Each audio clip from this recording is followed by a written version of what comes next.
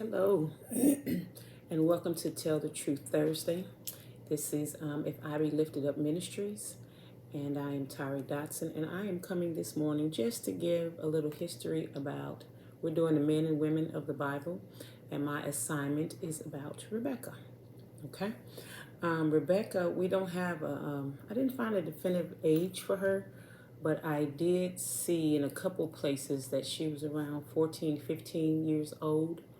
I do know that Isaac was 40 when they got married. So we do know that back in them times, the children was pretty young. Amen. But I did see that he was 40. She was around 14, 15, not sure. But that is what I saw. And Rebekah, her name means to captivate. To captivate, to influence and dominate by some special charm, art, or trait with an irresistible appeal. That's very interesting.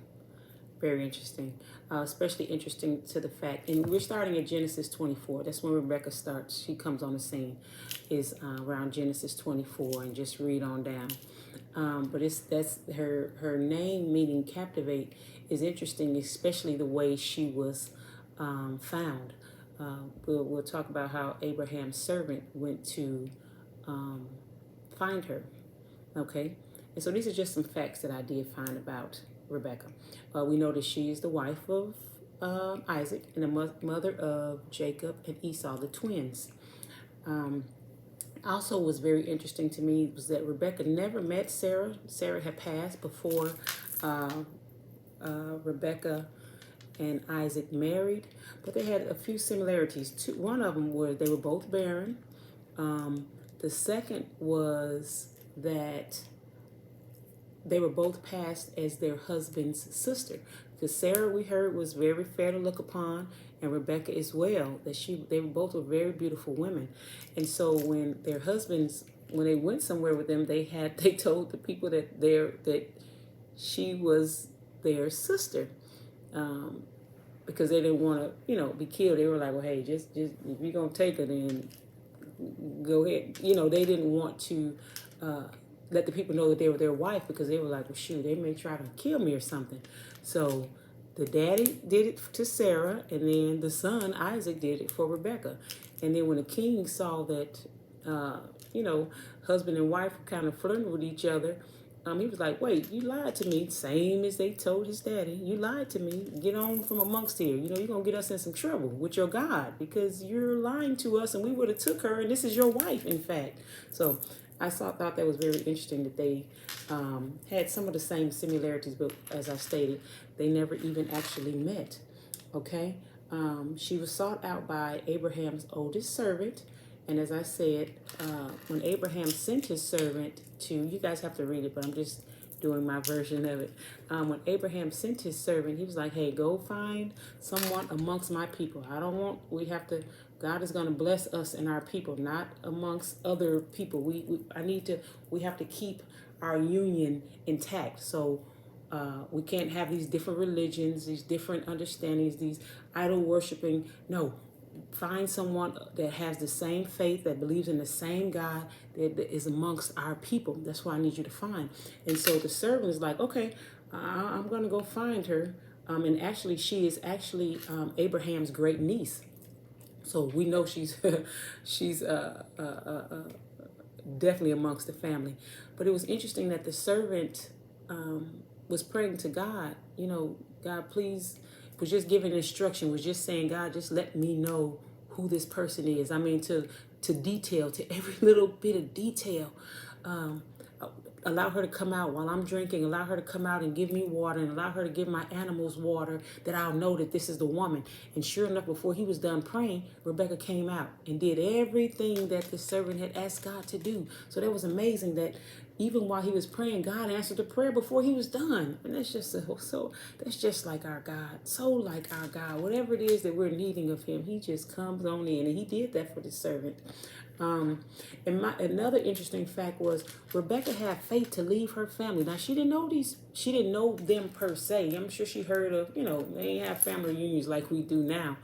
But for her to leave in the same day, they were like, hey, just give her a little time and you can come back and get her. And he was like, no, I really need to take her back with me now. If it's okay, ask her what she says about it.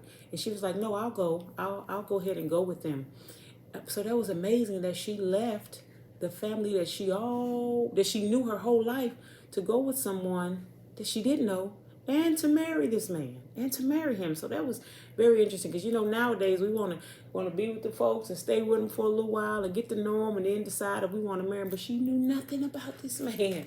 She knew nothing about him, but she believed God. She believed that they were sent. She believed, and hey, I believe that God honored that. Another interesting fact about Rebekah is that she was Laban's sister. We later hear about Laban as the one who tricked Jacob for 14 years to get Rachel, the one that he really wanted. Okay, it was Leah and Rachel. So this is his sister, and so that's interesting as well that both of them had a little trickery in their veins, right? So that's interesting.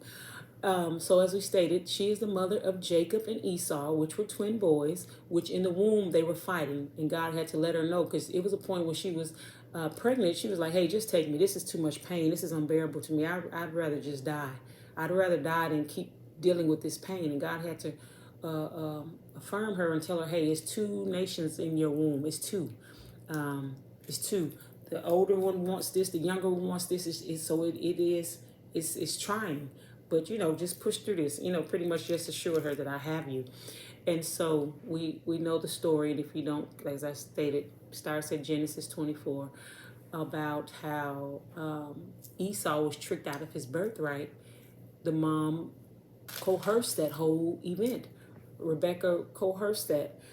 Jacob was her boy, and Jacob was a little soft. I say he was more like, and then during this time it's like more of a homebody. He was a mama's boy, and Esau was the hunter. He's the one that went out and went about and got food and all of that, and cooked the food and things like that. So he was Isaac's boy, and so Jacob was a mama's boy, and Rebekah pulled some tricks on her husband and got her son's birthright because Jacob was the youngest. So as I stated, she has a little trickery in her veins as well as her brother did.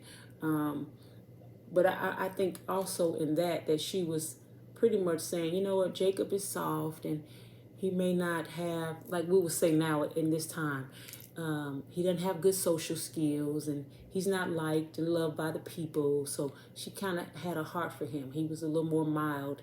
And Esau was one that, hey, he'd get the job done. He'd go out there and get it. He was from the streets, as we would say in this time now. And so she was more concerned about Jacob. Not saying she didn't love him, but she did favor Jacob more than his brother. And so these are just some interesting facts, as I stated, about the story of Rebekah. It's a lot of twists and turns about, and I'm sure it caused some division in the house when the husband, because she tricked her husband. She knew the consequences. She tricked him to give the youngest son the birthright. And as I stated, I know it caused some division. I know it caused some turmoil between husband and wife because of the children. But just some interesting things, interesting story, and drama. I always say the Bible has so much drama. We don't have to look at these shows. There's drama in this book, but it's always a learning because nothing new happens. Nothing new happens under the sun. Everything that we go through, it's happened already. It's just in our times now. It's just in the 20th century, 2023. This was way back when. I don't even know the date of this.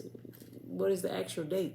But this was, back in the time. But we can always glean something from this. We can always glean something from the word and from things that people went through because they went through some stuff as well, just as we do. So, as I stated, thank you for tuning in to Welcome to the Word Thursday, where we are expounding on the men and women of God. This is If I Be Lifted Up Ministries. Join us on Sunday at the 9:30 a.m. Central Standard Time, where Elder Dotson will bring the word. We just thank God for him and his push, his perseverance in this ministry. We just pray that you just speak blessings and send a prayer to our way. But hey, until we meet again, be blessed.